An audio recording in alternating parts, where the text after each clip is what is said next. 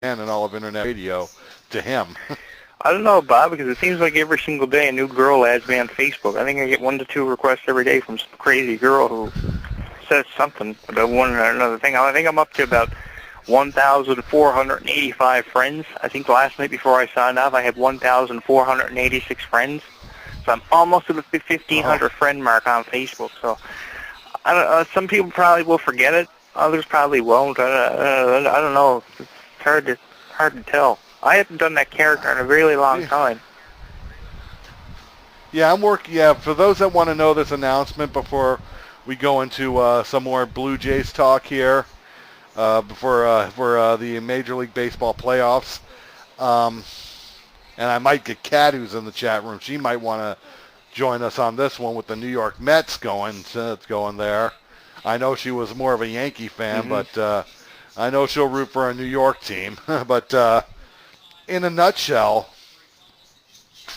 just so people know what's going on here, we are getting ready for another special that will be a part of Jonathan Clarke, which is going to be people getting to know the real Jonathan Clarke, and we're just looking for the right person to do the interview with Jonathan Clarke, who could really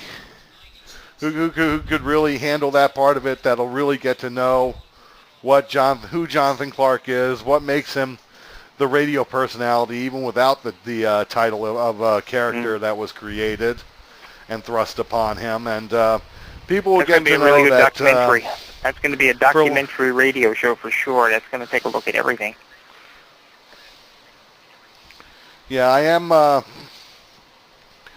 going to talk to one person about it, who I am showing the ropes of Mixler too about doing that. I will produce it, and I think people will get to know the all-around person that Jonathan Clarke really is, and we are looking to get that one together too. So keep your fingers crossed. We were going to hope to do that one before this year's out, and hopefully before it's really time to get into Christmas. So it would be good, and even if we could do it over the holidays. And in that interview, I promise that I'll tell everybody everything. I'll talk about, my mom with cancer, my dad's suicide, how I had to deal with that.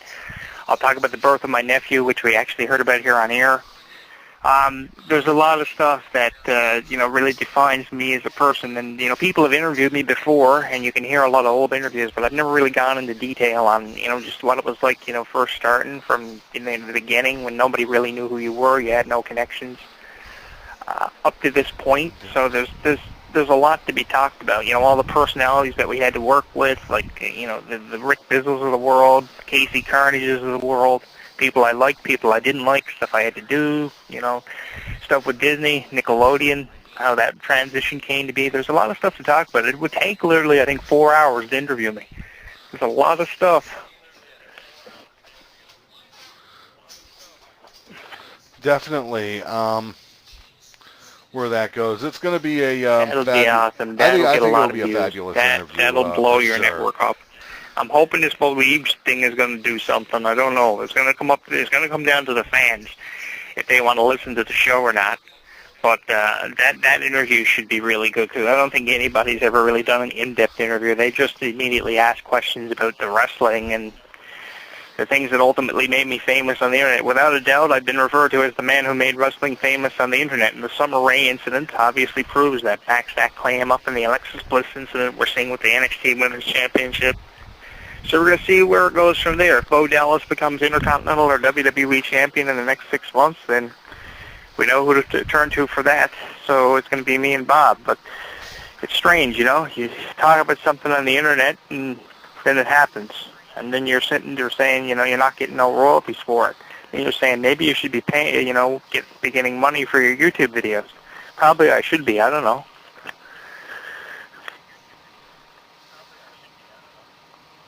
Oh, yeah. Yeah, I mean, a lot of people, there are a lot of people that do make their money off of YouTubes. A lot of them do that just, playing a sample of what their show would be like on a site that they would have to subscribe to. Some people even, just sell the transcripts of their shows. Some of them even have a contract even with YouTube at some point. I mean, I'm in the process of having one of my highest highest hits going on in 8 years. That's ready to take over the top spot as the most hits with the whole Austin St. John, Jason David Frank feud. And and look what Perseverance did. Why? Because there was only one thing I had to do, one thing only that needed to get done, and and I went and I did it. And it's believe.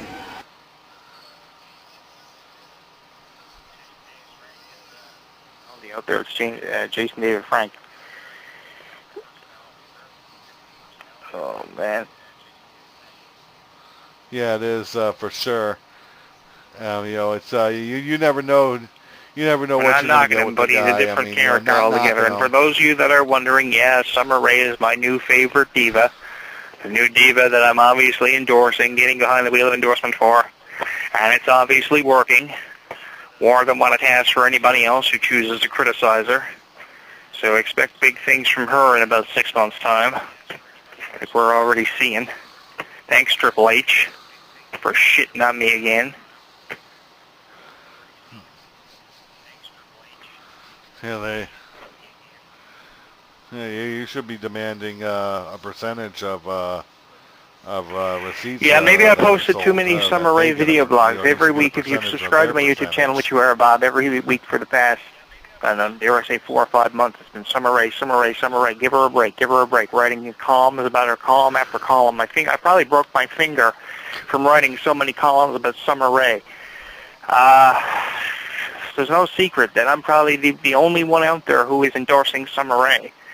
And it's obviously working. I've started a campaign about that, so I don't know. Probably I should be getting paid for this. I don't know. What do you guys think in the chat room?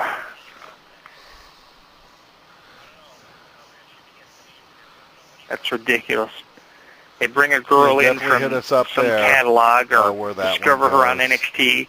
She comes over after months, long before she should have got a call up. She should have been called up long before she got the opportunity.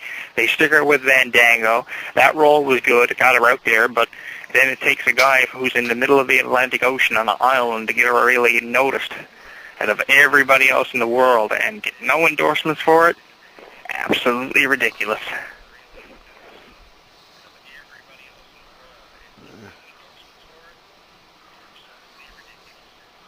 You want to know there's an even crazier thing that goes on with that is that the whole thing with Fandango got her involved in a feud with Santino Marella and Emma.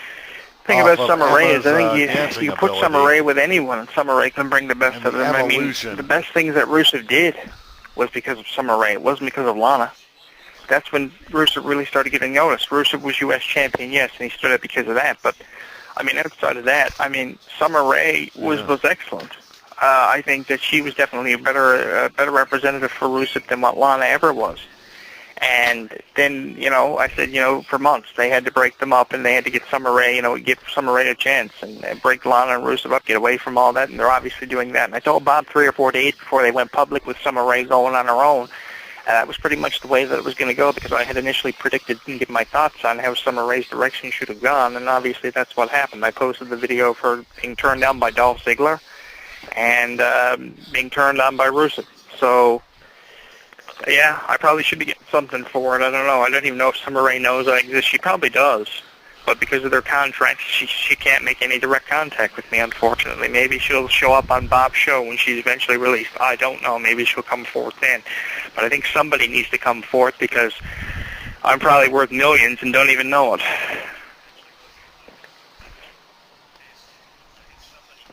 And the proof is there. That's the thing. The proof is there, Bob. The video blogs and the columns that I've written on these different wrestlers and celebrities are there. And I haven't got any endorsements for it.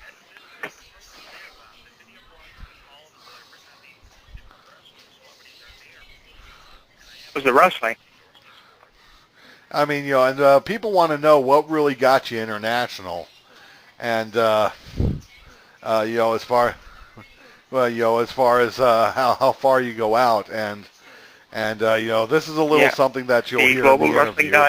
What really made Jonathan Clarke go international was a site I brought him to.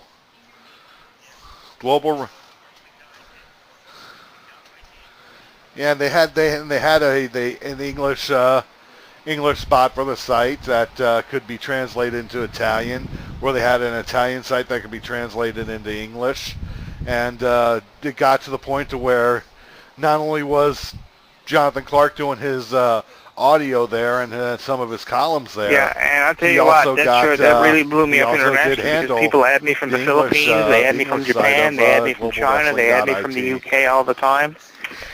I definitely blew up, and the funny thing was, nobody ever thought that I was going to amount to anything. All the other radio show hosts who were apparently established, if not for Wacko Bob, nobody ever thought I was going to amount to anything. Nobody ever gave me any credit for being anything. Nobody knew that I knew all these people.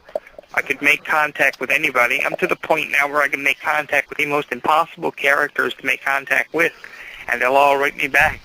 And I'll be sitting there saying to myself, how in the hell did I ever pull that off? How in the hell did I ever get to the point that I'm at now? And it's all because certain people, like the listeners on your network and stuff, believed in me when other people didn't. I mean, Rick Bizzle and Casey Carnage could never give me the benefit of the doubt for anything that I ever did. And I don't know why. Maybe it was because I used to make free intros. I don't know. Used to do stuff for free, and they didn't like it because I used to help people who deserved pushes and endorse people that they didn't think should be on top of the wrestling business. Definitely. Like, once they find out that I was the reason behind Summer Rae's success, then they're going to come right down on Summer Rae. For what reason? Well, how does that make you any better of a person to criticize someone like Summer Rae?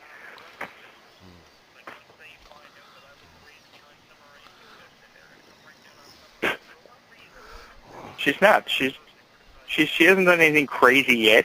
Some of these things go crazy. Summer Rae's not Miley She's Cyrus. going to. I noticed a couple of years, a month ago, I saw a Fandango match. They were giving her more attention with chance for Summer Rae, and in her reaction, I'll never forget her reaction. She was just so excited that fans were actually cheering for her that much because I guess she didn't realize that, that sort of recognition was what she was going to receive. I think that blew her mind. So she's obviously not crazy. It's just she's doing what they're telling her to do, or someone who's apparently influencing everything on YouTube is telling her to do. I didn't think this YouTube channel was going to be such a huge influence on WWE's creative, but whoever you are that's listening to us, come forth. Oh, yeah. Please.